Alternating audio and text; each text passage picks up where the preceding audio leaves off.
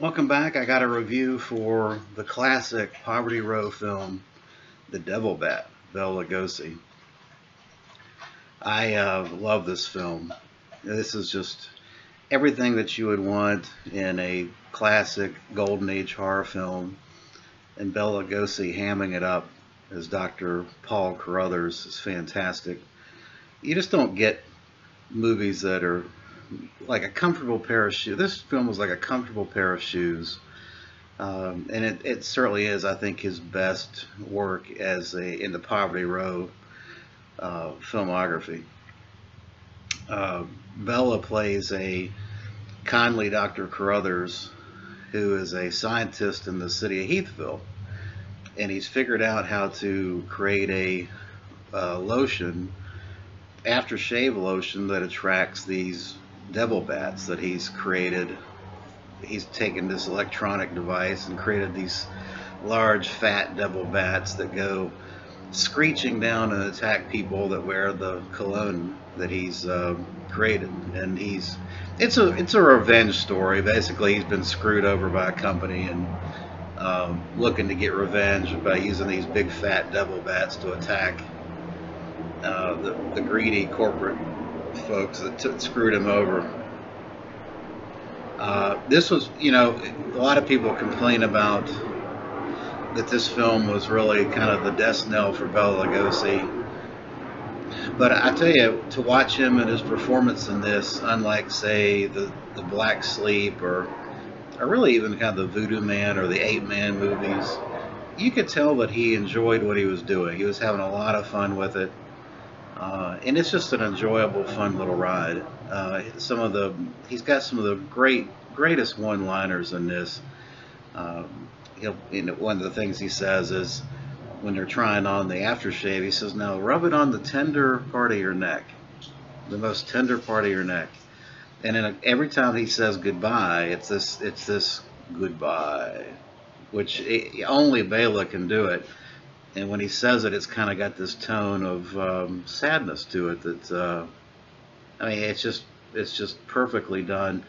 I think Bela was kind of riding a wave of a second wave here as far as acting, because he had just come off of Igor, the Son of Frankenstein, and the Black Cat, and then he did this film.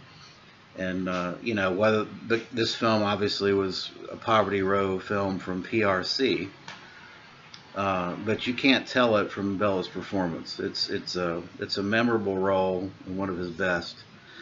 PRC, a lot of people confuse this film and just kind of throw it into the quote monogram Poverty Row, but it's a PRC film, which the distinction probably doesn't mean too much, but there was two Poverty Row studios that put out a lot of films. Monogram is the one that everyone thinks about, but PRC is another. The film also stars Susan Karen with two A's. Now, Susan Karen was famous for starring in a bunch of Three Stooges vehicles, and then in the late 90s, she lived in an apartment complex owned by Donald Trump, and Donald Trump tried to get her thrown out of the apartment unsuccessfully. So that's her claim to fame. It also has as the editor of the newspaper magazine the guy that did the voiceovers for Elmer Fudd. It's just every character in this film is enjoyable. It's got two newspaper reporters that kind of like they're sort of they play it straight, but they're I guess the best description I can give you is one shot McGuire's the one guy, and the other one's kind of your straight man. They were I guess similar to kind of the twosome in the Mummy's tomb, or the Mummy's hand. Those two characters would be the best analogy I could give you as far as those. But every character in this is engaging. The storyline is just hilarious. I mean, you've got an aftershave cologne and fat bats attacking. The bats look great. When you compare the bats to this film, with, say, the bat from Scars of Dracula in the Hammer film, or one of the Mario Bava fat bats, or Brides of Dracula. I think this is the best fat bat in horror movies, the Devil Bat, and I love it to death. So there's two options as far as you can you. There's two basic releases I have of this. One is the old Bela Lugosi Presents release.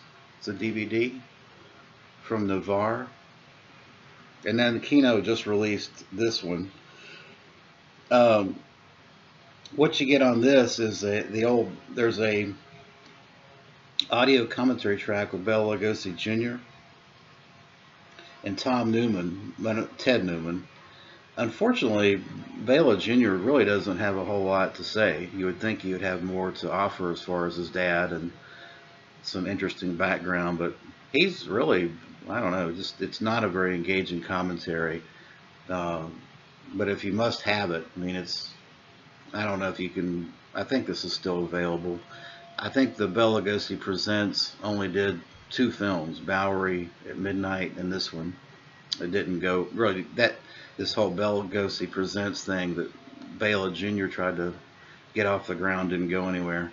The Kino release is a really beautiful release. They've obviously done an upgraded scan of the film, and it looks great. It's still got speckling and things, but it looks really good. And you got an awesome historical commentary track that is worth the price of admission alone, because it gives you all the background on the film and Bela Lugosi's career and towards the end of his career, a lot of personal information. So I would highly recommend this Kino release if you don't have it and you want to get your fix of the golden oldies of Bela Lugosi. You can't go wrong with this little film, The Devil Bat. So there you go. That's a quick review of Bela Lugosi, The Devil Bat. Thanks for watching.